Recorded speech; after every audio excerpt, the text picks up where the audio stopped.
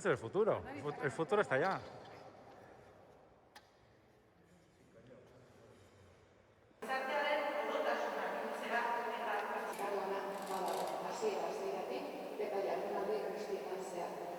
Muchas veces hablamos de hablar, de trabajo, de colaboración, pero si algo es ejemplo de esa colaboración y de ese trabajo coordinado, pues también un mejor entendimiento del patrimonio y de los antecedentes culturales de la sociedad en la que vivimos.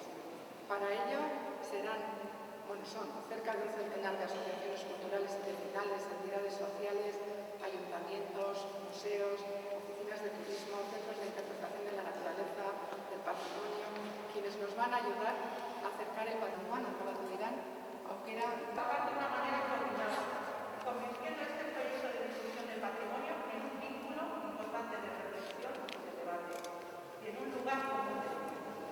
Si habéis participado, para el año que viene se sumen también a la siguiente convocatoria y que nos planteen ideas que seguro que alguna coordinadora de los procesos de labor está dispuesta a colaborar con esa nuestra. Ala nolendira gizarte osoaren eta gutariko bakoitzaren altxor eta garapen aukera moduan. Erare bat egiten zuen, era da pertsona egokia guzti